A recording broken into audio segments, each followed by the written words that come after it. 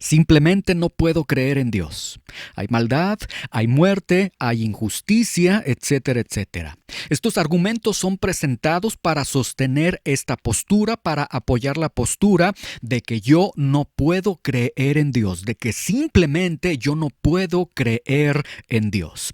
Grip Graffin, del grupo Religión Mala, en una ocasión refiriéndose a aquellos que creen en Dios, él dijo: ellos no han producido ni una pizca de información para avalar sus afirmaciones. Y Graffin realmente tiene toda la razón. Es cierto, no hay ni una sola pizca de la evidencia de Dios. Y no hay ni una sola pizca de la evidencia de Dios, de la existencia de Dios, porque existen múltiples evidencias de la existencia de Dios. Si nosotros contemplamos esta pintura, esta belleza que tenemos frente a nuestra pantalla, y nosotros decimos: oh, el artista no existe, de esta pintura no existe porque yo no veo al artista, sería una declaración totalmente absurda.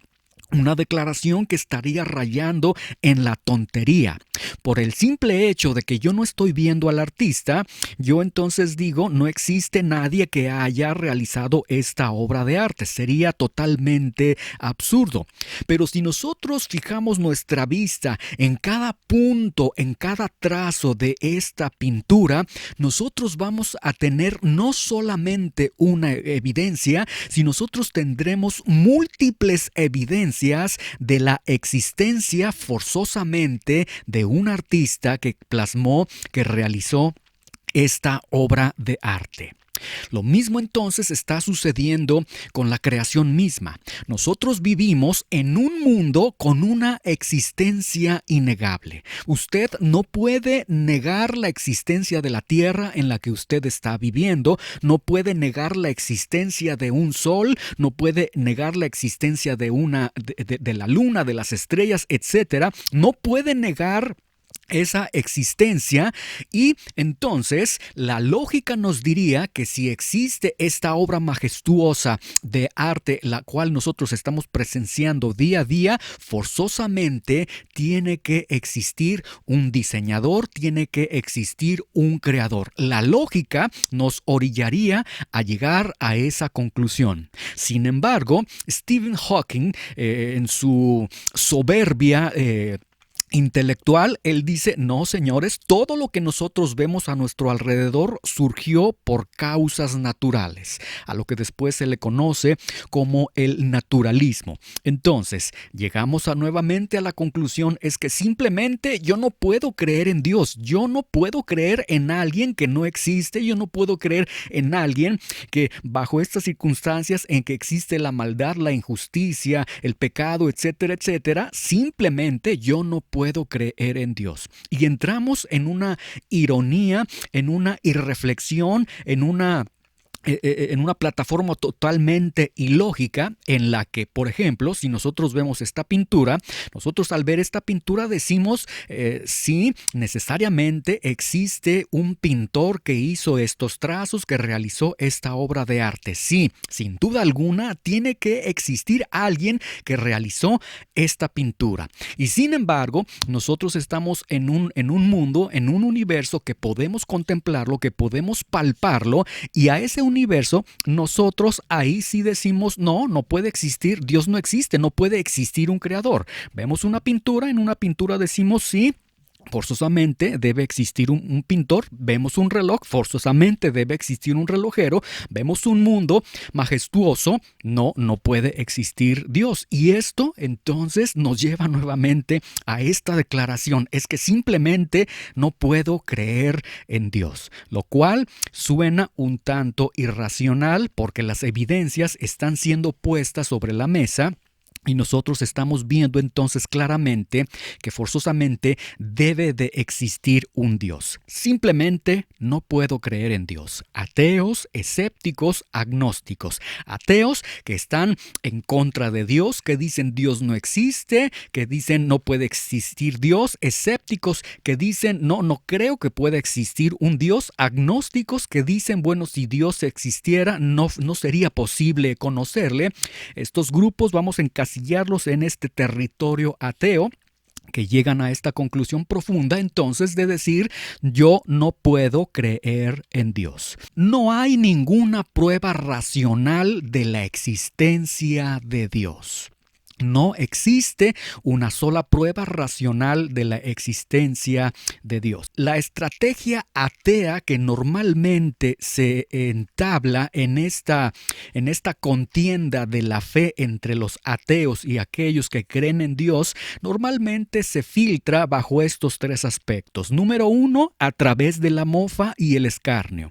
Ellos aseguran que quien cree en Dios es necesariamente un antiintelectual o un irracional. Si tú crees en Dios, entonces pobre de ti, eres un pobre intelectualmente, eres una persona muy débil, etc. Y se van al punto de la mofa y del escarnio. Creer en Dios, entonces, para el ateo es un sinónimo de debilidad intelectual, de debilidad, de irracionalidad, etcétera, etcétera. El otro aspecto que tiene esta lucha, esta estrategia, es que establecen una dicotomía entre la ciencia y la fe. Cuando se habla de Dios, tú no me estás hablando de ciencia. Cuando tú me hables de Dios y me puedas probar a Dios científicamente, entonces yo voy a creer en la existencia de Dios. Pero quiero que vean la irracionalidad de esta estrategia que presenta el pensamiento ateo. Ellos dicen, compruébame científicamente, compruébame a través de la ciencia que Dios existe.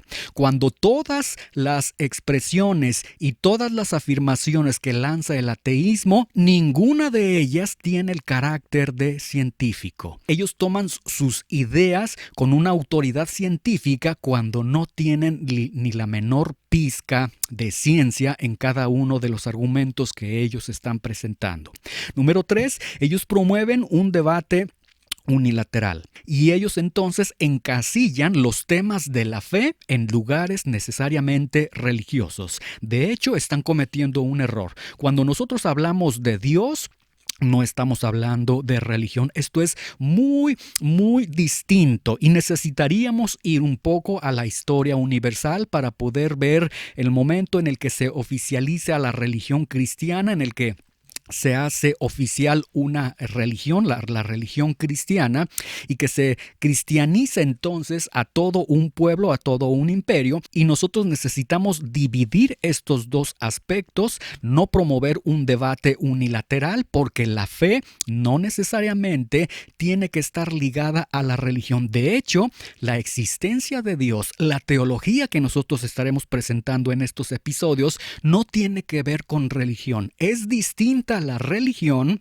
a la teología. Es distinto la existencia de Dios a la religión. Esto es muy importante que nosotros podamos dejarlo claro. Entonces, esta estrategia, esta lucha para desacreditar a Dios se basa, número 1, en la mofa, en el escarnio. Número 2, se establece esta dicotomía entre ciencia y fe, es decir, o decides ser un hombre de ciencia o decides ser un hombre de fe, lo cual crea en las personas una elección necesaria que no es totalmente determinante. De hecho, si nosotros viéramos un poco los anales de la historia a través de la ciencia, nosotros veríamos que las mentes más brillantes de todos los científicos de todos los tiempos, la mayoría ha sido gente cristiana, gente creyente en Dios. Y número 3, ellos promueven un debate unilateral. Ellos encasillan entonces rápidamente cuando escuchan Dios, dicen, ¿me estás hablando de religión? No, nosotros necesitamos entender que cuando estamos hablando de Dios, estamos hablando es de la existencia de Dios. Jamás hemos mencionado la existencia de un dogma o de una religión o de un conjunto de creencias. Dentro de cada ser humano hay un deseo por Dios. Usted quizás diga, no, yo no me precio de ser un hombre religioso, pero la verdad de las cosas es que dentro de cada ser humano, y eso le incluye a usted, existe un profundo deseo por Dios. ¿Cómo sabemos esto? A través de la religión. Existe la religión de manera universal, de manera cultural existe la religión, y a través de la historia nosotros podemos ver que el ser humano es un ser religioso totalmente. Existen, de acuerdo a elordenmundial.com, alrededor de 4.200 religiones en todo el mundo. 4.200 religiones que se está aportando a través de esta página en internet, y que se nos está señalando que al menos 4.200 expresiones de creencia en Dios o en dioses. Y esto entonces nos deja ver esta gran realidad, esta afirmación que acabamos nosotros de mencionar: dentro de cada ser humano hay un deseo por Dios. David Hume, Emmanuel Kant y Søren Kierkegaard, ellos, mentes filosóficas, mentes sumamente preparadas, también hicieron esta afirmación, que dentro de cada ser humano hay un deseo por Dios. Hubo algunos aspectos que hablaron en contra de Dios, pero cada uno de ellos, ya sea que hablaron a favor de Dios o en contra de Dios, ellos presentaron esta parte religiosa del ser humano como un conjunto de creencias, de dogmas, de principios en un ser invisible. El hombre, entonces, dentro de cada ser humano, existe un conjunto de creencias, un conjunto de dogmas, de principios en un ser invisible al que le llaman Dios. Ahora, el ateísmo es exactamente lo mismo, porque los ateos podrían decir: ven, los cristianos, los que creen en Dios, los creyentes, ellos tienen todas estas creencias, todos estos dogmas, todos estos principios en un ser invisible, y se burlan y dicen: ya ven cómo es su capacidad intelectual es tan pobre que creen en alguien que es invisible. Pero el ateísmo es exactamente lo mismo. El ateísmo también es un conjunto de creencias, de manera adversa hacia Dios, por supuesto. Es un conjunto de creencias, un conjunto de dogmas, de principios en un ser invisible también. La revista Newsweek, en el artículo "Olvide la religión, siga a Jesús", llamaron el ateísmo una creencia. Y mencionaron en este artículo que el ateísmo como una religión es tan intolerante y cerrado como las afirmaciones que se hacen contra el sistema de creencias al que ataca. Mucha atención con esto. El ateísmo es una creencia. También el ateísmo es una creencia. Una creencia ciertamente anti Dios, una creencia en la que dicen: Dios no existe, si Dios existiera hay que matarlo, hay que derribarlo, etc. Pero quiero que vean que el punto principal en el esquema del ateísmo es que necesitamos a Dios. Si en el ateísmo nosotros quitamos a Dios, hemos borrado el ateísmo. Entonces, en este sentido, para que exista el ateísmo, necesitamos forzosamente de la existencia de ese ser al cual se va a estar luchando, se va a tratar de desacreditar, etc. Y entonces vemos que esencialmente el ateísmo necesita de Dios para existir, lo cual ya filosóficamente lo hace totalmente irracional y totalmente insostenible. Richard Dawkins, un gran ateo, él señaló y dijo: Dios es un espejismo. Y él dijo: el mundo fue diseñado sin duda alguna, pero ¿quién diseñó al diseñador? Y volvemos al mismo argumento que presentamos al iniciar esta charla. Él dice: el mundo fue diseñado sin duda alguna.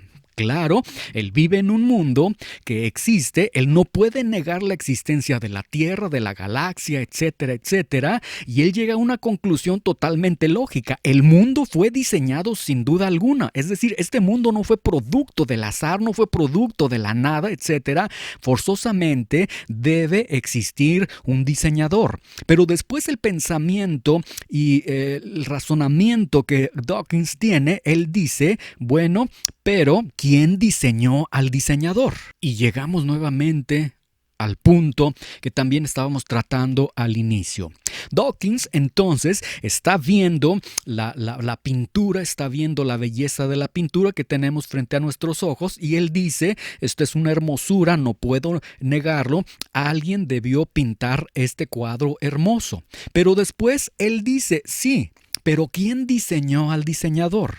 Y él, al no tener una respuesta de quién diseñó al diseñador y ni siquiera una respuesta de quién es el diseñador, entonces él llega a la conclusión de decir, bueno, por lo tanto, Dios es un espejismo, Dios no existe. Y bueno, tenemos aquí que se establece una regresión infinita donde nada podría ser conocido.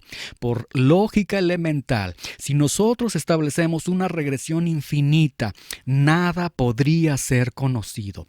¿Quién realizó la casa donde vives? La realizó el fabricante de ladrillos. ¿Quién realizó el material para el fabricante de ladrillos?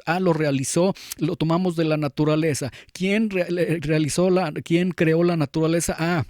Y nos vamos de una manera, una regresión infinita, hasta que llegamos entonces a preguntas imposibles, a respuestas imposibles, donde al establecerse entonces una regresión infinita, pues nada podría ser conocido. Pero este es un juego de palabras solamente. Entonces, Dios es un espejismo realmente con los elementos de la lógica esencial necesaria para poder entender algún enunciado, pues realmente vemos que ni siquiera tiene el esquema necesario para poder establecer una idea de manera apropiada o una afirmación o una negación de manera apropiada. Si yo coloco delante de usted esta imagen y le digo, tenemos aquí una tortuga arriba de este poste, bueno, racionalmente, si nosotros saludablemente somos racionales, diríamos, seguramente alguien colocó a esa tortuga en ese poste. Nadie podría decir, esa tortuga subió, esa tortuga de pronto voló, etcétera, etcétera. Racionalmente tendríamos que contestar, alguien colocó a esa tortuga en el poste.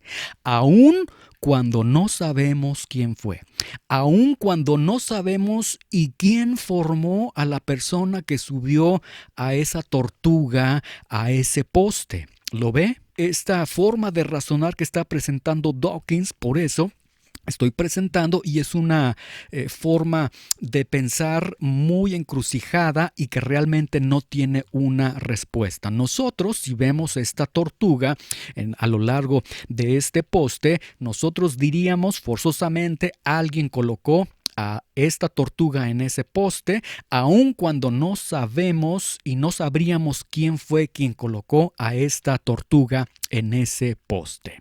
Freud, él dijo en una ocasión, Dios es una creencia religiosa, como el cumplimiento de un deseo. El deseo de tener una figura paterna en el cielo. Es decir, Freud dice, aquellos que creen en Dios, ellos tienen un deseo fuerte en su interior, un deseo fuerte de tener un papá. Dice, alguien que pueda enderezar las cosas por ellos, hablarles cuando se sienten solos, etcétera, etcétera. Y entonces él está diciendo, aquellos que creen en Dios, aquellos que insisten en un Dios, realmente son personas débiles, son personas carentes, que tienen la necesidad de una figura paterna. Ahora, él presenta entonces este deseo en aquellos que creen en Dios. Sin embargo, David Eichmann, ex corresponsal principal de la revista Time y autor de El espejismo de la incredulidad, él mencionó y él dijo, el ateísmo mismo es un espejismo. ¿Es el ateísmo realmente un espejismo? El ateísmo, dice, es el supremo cumplimiento de un deseo. Es decir, Freud dice, aquellos que creen en Dios tienen un deseo que necesitan satisfacer y ese deseo es la figura paterna.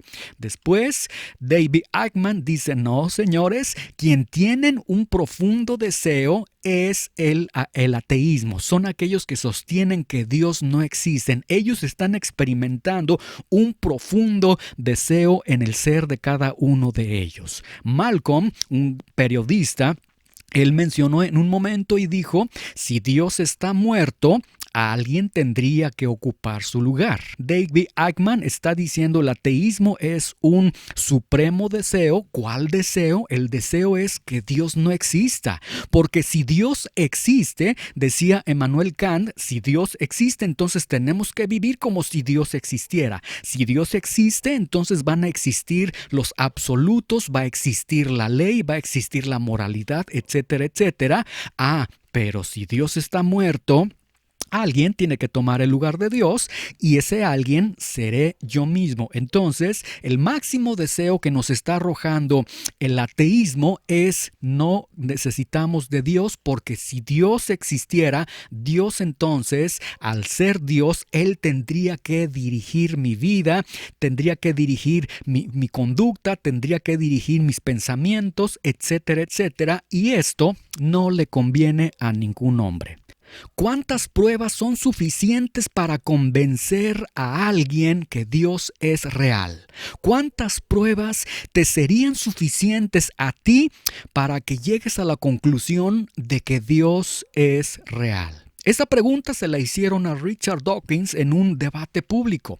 Y cuando a él le preguntan y le dicen, Señor, ¿cuántas pruebas son suficientes para convencerlo de que Dios es real? ¿Cuántas pruebas son suficientes para convencerlo de la existencia de Dios? La respuesta de este gran ateo fue, es una pregunta muy difícil e interesante. Porque digo, yo solía pensar que si tal vez, ya sabe, el gran gigante de 2,70 metros de altura, Jesús, de pronto rugiera con la voz de Paul Robeson y me dijera, existo, heme aquí, pero aún así, a veces me pregunto si eso lo lograría. Y quiero que vea la respuesta que está dando Dawkins. La respuesta de él ante la pregunta ¿cuántas pruebas necesitas para creer en la existencia de Dios? Vean su respuesta. Su respuesta es que ni siquiera había pensado en cuántas evidencias él necesitaría para creer en la existencia de Dios. Su respuesta es que ni siquiera había tenido una mente totalmente objetiva, abierta a la expresión de las evidencias, analizar las evidencias y llegar a una conclusión. Dawkins, al igual que muchos, la mente de él estaba decidida acerca de lo que no creía. Y si su mente está decidida acerca de lo que no cree, entonces no hay evidencia que lo convenza. Ignorará incluso el más devastador testimonio contra su posición.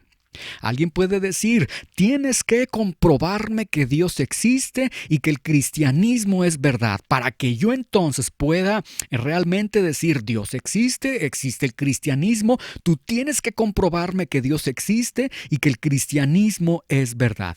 Ante esta manifestación, bueno, la respuesta que nosotros tenemos es, y si yo te compruebo que Dios existe y que el cristianismo es verdad, ¿tú te arrepentirás de tus pecados y seguirás a Cristo? Y normalmente la respuesta ante esta afirmación es no. No, yo voy a continuar con mi misma vida, con la vida que yo mismo me dirijo, con la vida en la que yo soy capitán, en la que yo soy gobernante, en la que yo soy quien dirige mi vida. De tal forma que entonces el problema no es falta de información. Si todas tus preguntas están respondidas acerca de la existencia de Dios y tú continúas sin creer, entonces tu verdadero problema es espiritual y no intelectual. Basta ya de decir simplemente no puedo creer en Dios.